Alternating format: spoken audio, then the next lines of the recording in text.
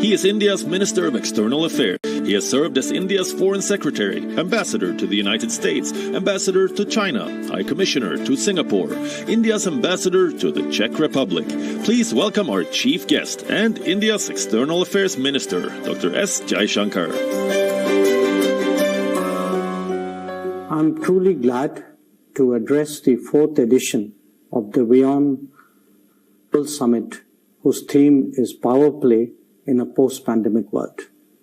I compliment WION on that occasion, and I'm confident that we will all continue to benefit from its exceptional coverage of global happenings. Power plays existed well before the pandemic, and indeed could be considered a continuous factor in the evolution of the world order. They reflect the relationships between states, sometimes within them as well. Because the nation state is the fundamental unit of international politics, the focus naturally tends to be on the interplay of national interests and national behavior. In its current stage, the two main characteristics of the world order are the phenomena of multipolarity and of rebalancing. The first represents the emergence of more consequential players as opposed to two major ones during the Cold War, one after that, and a few more thereafter in the making.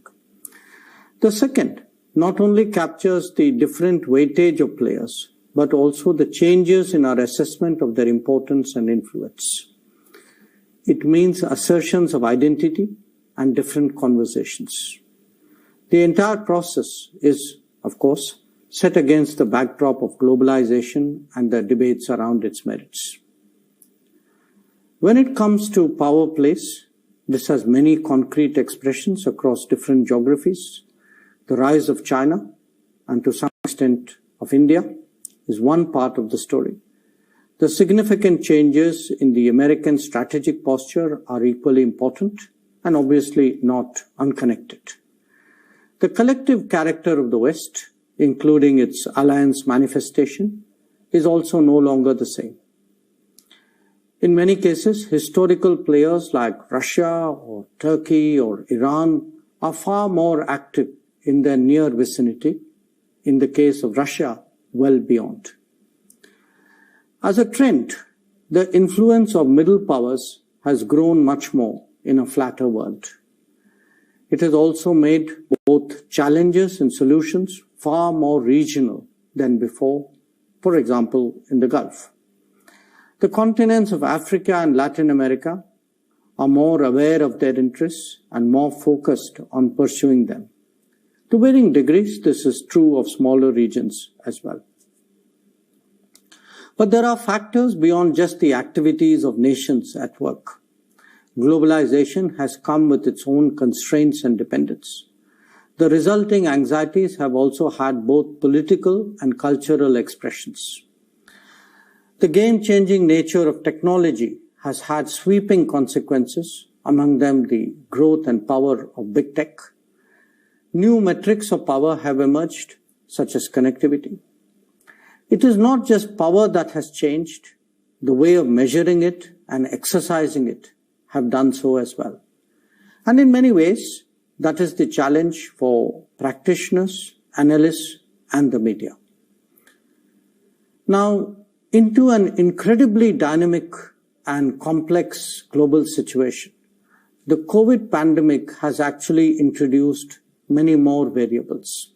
Not just that, some of these actually came as a shock to the entire global system. For example, it has raised fundamental concerns about the virtues of globalization by bringing out the importance of reliable supply chains. It has also brought out in the open the behavior of states at times of stress, thereby highlighting the more uncomfortable realities of global politics. It saw challenges to governance in different societies and made us realize the quality of leadership and the strength of motivation. It has made health security and perhaps food security far more integral to national security of countries. And it has accelerated digitization, whether it is by work from home, delivery to the vulnerable, or monitoring the pandemic itself. The full extent of these changes is still far from clear, but for sure, the world will be a different place than just wearing masks. Now, where does India come out in all of this? Our rapid capability response, effective supplies to those in need, strong social discipline, and visible leadership have all stood out. As a society for whom the world was a workplace, we mounted an unprecedented repatriation operation through the Vande Bharat mission.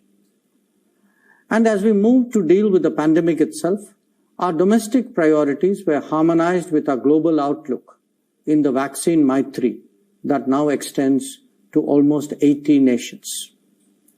So let me say this. Power plays will continue, but now clearly on a changed playing field. Capabilities may be different, perhaps reputations as well.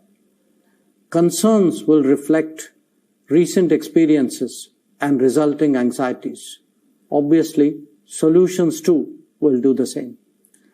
But the mother of all black swans will ensure that our very manner of thinking will be different. So, welcome to the post-pandemic world, and I wish you all a very good deliberation.